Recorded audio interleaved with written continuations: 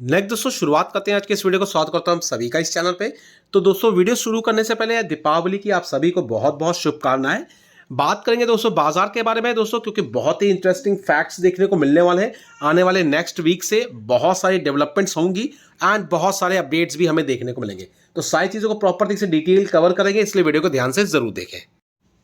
आगे बढ़ने से पहले दोस्तों इंपॉर्टेंट अपडेट जो कि आप देख सकते हैं अपने स्क्रीन पे, ये एक व्हाट्सएप चैनल है और इस व्हाट्सएप चैनल के माध्यम से बहुत से आपके डाउट जो है वो क्लियर होंगे। मार्केट में कौन सी पोजीशंस कहाँ स्टैंड करती हैं, क्या टाइप्स हो रहे हैं, क्या बिजनेस एक्टिविटी हो रही है, बाजार में जितनी भी खबरें हैं स्टॉक मार्केट से रिलेट करती हुई, चाहे दोस्तों नेशनल हो, इंटरनेशनल हो या फिर डोमेस्टिक लेवल की हो, सारी खबरें दोस्तों आपको इसी प्लेटफॉर्म पर मिलेगी, जो कि आपकी पर्सनल डेवलपमेंट के लिए बहुत इंपॉर्टेंट है। साथ साथ दोस्तों आप सभी जानते हैं Q2 के नंबर्स भी आना शुरू हो चुके हैं, तो सारे नंबर्स की डिटेलिंग्स भी आपको इसी प्लेटफॉर्म पर मिलेगी, जो कि बहुत ही इंपॉर्टेंट है।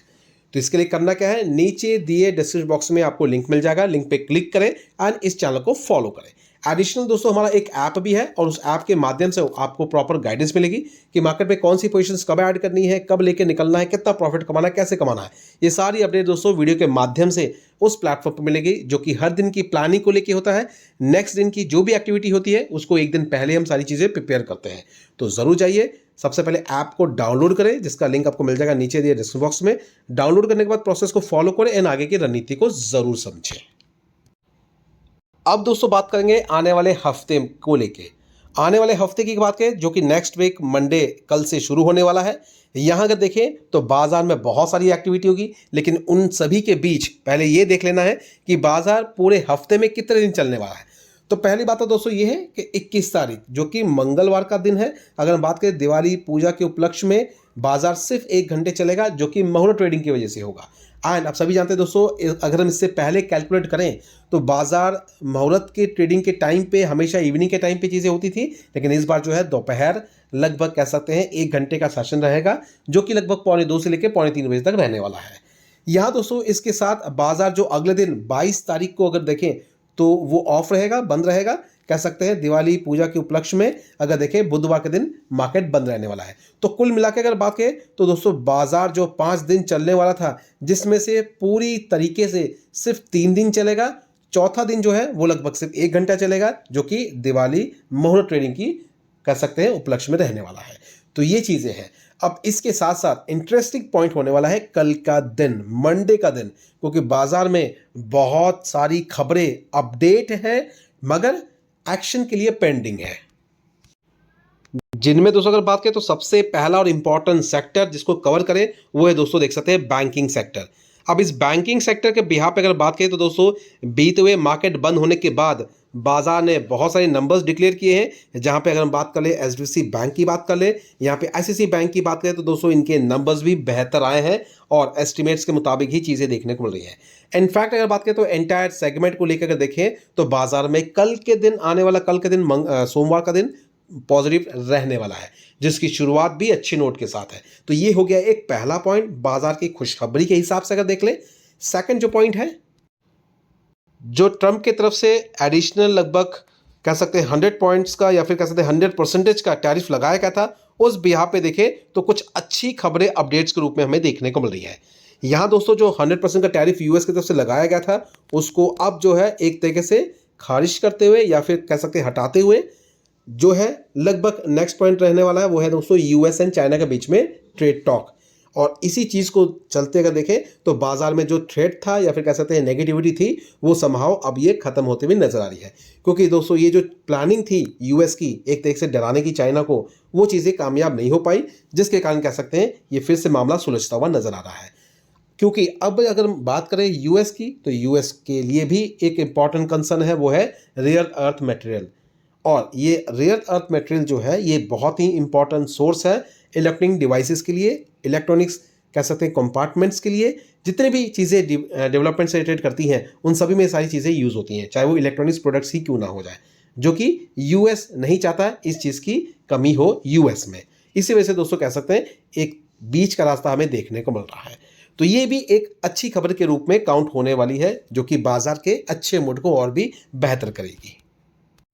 और इसी के चलते देख सकते हैं कुछ देर पहले की अगर बात करें तो यूएस एंड चाइना के बीच में एग्रीमेंट हो चुका है बातचीत करने के लिए, जो कि फ्रेश ट्रेड टॉक को लेके होंगी।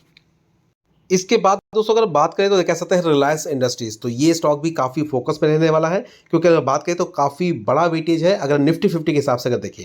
और इसी के चलते दोस्तों बीते हुए लास्ट ट्रेडिंग सेशन में मार्केट में एक अच्छे मोमेंटम्स देखने को मिले थे। यहाँ पे कंसर्न पॉइंट क्या है दोस्तों, देख सकते हैं जियो फाइनेंस की तरफ से पहली बात तो नंबर्स काफ़ी अच्छे प्रेजेंट किए गए हैं, जो कि आप देख सकते हैं प्रॉफिट लगभग 695 करोड़ तक देखने को मिल रहा है। इसी के साथ दोस्तों अगर हम ऑपरेशनल एक्टिविटी भी देखें तो लगभग वो भी 41% तक बढ़ता हुआ नजर आ रहा है।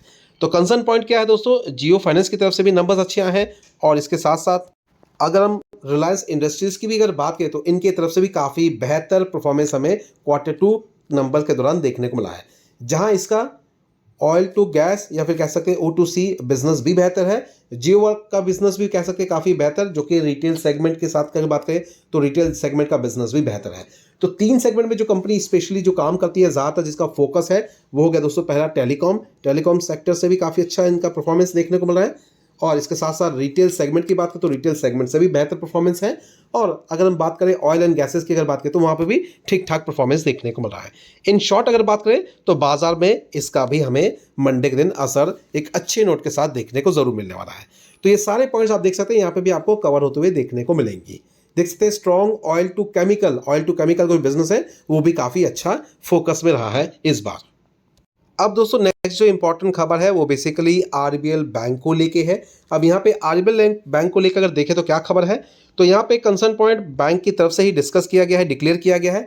शनिवार के दिन देख सकते हैं बैंक की तरफ से ही अनाउंसमेंट की गई है कि मिडल ईस्ट की जो कंपनी है बैंकिंग सेगमेंट में जिसका नाम है एमिरेट्स एनबीडी, ये जो है बेसिकली कह सकते हैं इंडियन कंपनी आरबीएल में लगभग 60% के स्टेक जो है वो लेने वाली है, जिसके माध्यम से अगर देखें तो इन्वेस्टमेंट में अच्छा खासा इन्फ्लो होगा, और बाहर की कंपनी जो है इंडियन बैंक को एक तरीके से इन्वेस्ट कर रही है, तो एक तरीके का कंसर्न पॉइंट हमें बाजार में इस कंपनी के बिहाफ पे देखने को मिल सकता है।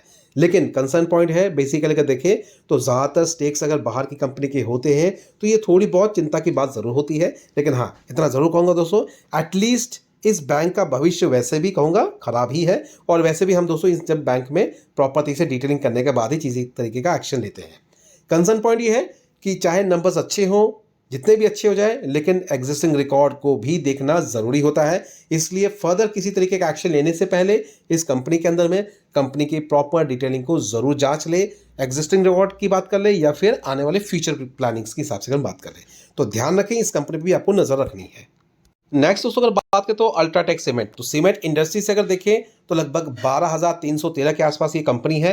फिलहाल इस कंपनी के बारे में अगर ऑब्जर्व करें तो देख सकते हैं कंपनी के नंबर्स जो कि डिक्लेयर किए गए हैं, एंड कंपनी के जो नंबर्स है इस बार काफ़ी बेहतर आए हैं, जो कि लगभग प्रॉफिट्स के हिसाब से अगर देखें तो 75% तक ईयर ऑन ईयर बेसिस पे हमें इसकी ग्रोथ देखने को मिल रही है। फिलहाल इस कंपनी को लेकर अगर देखें तो कंपनी का प्लान्स बेहतर है, और आने वाली चीज़ों को लेकर इतना जरूर दूंगा, कंपनी पे नज़र रखें। इस बार कंपनी के नंबर बेहतर है, लेकिन इसके साथ साथ ये भी आपको देखना है कि कंपनीज के आने वाले रिकॉर्ड्स किस तरीके से कंपनी प्रेजेंट कर सकती है, जो कि प्लानिंग के हिसाब से आप चाहे तो इसको प्रॉपर डिटेलिंग कर सकते हैं। और रही बात कल के दिन आने वाले टाइम की अगर बात करें तो कल के दिन बाजार में ये स्टॉक्स जरूर हाईलाइट रहेगा अल्ट्राटेक की अगर बात करें, और प्रॉफिट की वजह से दोस्तों इसके जो आने वाला भविष्य है वो भी काफ़ी ज़्यादा कह सकते हैं नज़र में रहने वाला है। तो इस पर भी आपको नज़र और अपने कह सकते हैं वॉच लिस्ट में इसको जरूर ऐड करके रखना है। नेक्स्ट दोस्तों अगर बात करें तो एवेंटल लिमिटेड, हालांकि देखें तो लास्ट ट्रेडिंग सेशन में लगभग 3.5% के आसपास की गिरावट देखने को मिली, 191 के करीब के इसका लेवल देखने को मिल रहा है। कंपनी की बात करें तो दोस्तों कंपनी की तरफ से नंबर्स डिक्लेयर किए गए हैं, एंड नंबर्स को देख लेते हैं स्टडी करके कि कंपनी ने नंबर किस तरीके से प्रेजेंट किया है। सितंबर महीने की अगर बात करें तो देख सकते हैं सेल्स में आपको ग्रोथ दिखेगी लगभग 55, जो कि पहले लगभग 51 के करीब था, और अगर एक साल पहले की बात करें तो ये लगभग 77.42 था। तो ईयरली गिरावट है, क्वार्टरली ठीक ठाक है। प्रॉफिट्स की बात करें, प्रॉफिट जो है लगभग 4.25 करोड़ के करीब है, और वहीं इस चीज़ को ऑब्जर्व करें, कंपेयर करें, जो कि लास्ट था 3.23, जो कि ग्रोइंग मोड पे तो जरूर है, लेकिन ईयरली परफॉर्मेंस अगर देखें तो गिरावट के रूप में ही देखने को मिल रही है। अब रही बात इसके साथ साथ अगर एक्टिविटी भी अगर देख ले होल्डिंग्स पीरियड के मामले में, तो सितंबर महीने का डेटा भी अपडेट हो चुका है। तो यहाँ पे एफआईएस की होल्डिंग अगर देखें तो लगभग 0.66 है, जो कि लास्ट क्वार्टर मुकाबले बेहतर है, और अगर डीएस की एक्टिविटी देखें तो 0.16। तो हमें ध्यान रखना है, क्योंकि दोस्तों ये जो पोजीशंस है कल के दिन थोड़ा बहुत नेगेटिव रिएक्ट कर सकती है नंबर्स की वजह से, लेकिन इतना कहूंगा इसके बारे में प्रॉपर डिस्कशन और डिटेलिंग हमने ऑलरेडी पहले कर रखी है अपने ऐप वाले चैनल पे, तो जरूर उसको लॉग इन कर ले। अगर आपके पास अगर ऐप का चैनल नहीं है तो लिंक आपको मिल जाएगा नीचे दिए डिस्क्रिप्शन बॉक्स में। ऐप के लिंक पे क्लिक करके सबसे पहले ऐप को डाउनलोड कर ले, डाउनलोड करने के बाद प्रोसेस को फॉलो कर ले एंड आगे की रणनीति को प्रॉपर तरीके से डिटेलिंग जरूर करें, क्योंकि सारी चीजें वहां पे प्रेजेंट है। और इसलिए कहूंगा दोस्तों आपके लिए वो बहुत ज़रूरी है ताकि आप फ्यूचर प्लानिंग के हिसाब से सारी चीज़ों को जज कर पाए, क्योंकि यहाँ पे थोड़ी बहुत टर्बुलेंस आपको देखने को मिल सकती है आने वाले कल के दिन। नेक्स्ट दोस्तों अगर बात करें तो अपोलो माइक्रो सिस्टम 294 के आसपास का प्राइस है, कह सकते हैं लास्ट ट्रेडिंग सेशन में बहुत माइनर सा चेंज है। और इसकी भी अगर बात करें तो नंबर्स का तो जरूर कहूंगा दोस्तों इंतजार रहेगा।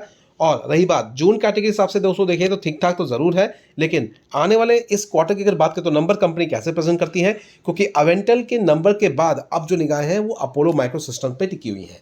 देखते हैं कंपनी किस तरह चीज़ों को प्रेजेंट करती है, उसके बाद आगे की प्लानिंग हम जरूर आपके सामने रखेंगे।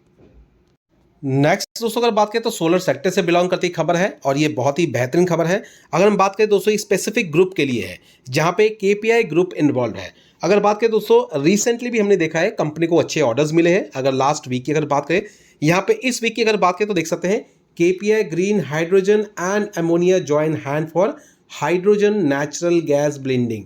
अब यहाँ पे केपीआई ग्रीन का नाम आ रहा है, तो इस कंपनी की अगर बात करें तो बिजनेस एक्टिविटी के हिसाब से एक्सपेंशन हमें देखने को मिलेंगे। फिलहाल अगर पूरी प्रॉपर डिटेलिंग देखना चाहते हैं तो ये सारी चीज़ यहाँ पे मेंशन है। केपी ग्रुप की यहाँ पे बात हो रही है जिसमें केपीआई हाइड्रोजन जो कि इन्हीं का एक विंग है, इन्हीं के हिसाब से सारी चीज़ें डिस्कस हो रही हैं। प्रोजेक्ट्स के मामले में देखें तो दोस्तों अच्छी खबर है कि दोनों का बिजनेस एक्टिविटी के हिसाब से देखें तो बिजनेस और ज़्यादा इंक्रीज होगा। हालांकि अगर बात करें तो किसी तरह का डर अभी केपीआई ग्रीन में नहीं है, तो ध्यान रखें आने वाले समय में कंपनी जब भी नंबर प्रेजेंट करती है तो इस चीज़ पे आपको नजर जरूर रखनी है कि जो हमने अपने टारगेट को लेकर डिस्कस की हैं चीज़ें, उस हिसाब से हमें चीज़ों को लेकर चलना है। फिलहाल अगर देखें, अगर लास्ट ट्रेडिंग सेशन में देखें तो 479 के करीब इसका लेवल है, लगभग 4.25% के आसपास की मूवमेंट लास्ट ट्रेडिंग सेशन में रही है। आने वाले सेशन की अगर बात करें तो दोस्तों इंटरेस्टिंग पॉइंट रहेगा कि कंपनी किस तरीके का मूव दिखाती है, लेकिन हमने जो टारगेट को सेट कर रखा है उसी हिसाब से हम लेके चलेंगे चीज़ों को और उसी हिसाब से चीज़ों को लेके एग्जिट भी करेंगे। और ध्यान रखें इस पे प्रॉपर अंडरस्टैंडिंग होना जरूरी है कि कंपनी में पोटेंशियल कब आएगा, कब लेके निकलना है, इस चीज़ को समझना जरूरी है, तो इसको जरूर ध्यान में रखें। फिलहाल इतना कहूँगा इस पे नजर रखें और जितने भी खबरें हमने आज की इस वीडियो में डिस्कस की है उन सभी पे निगाहें जरूर रखें।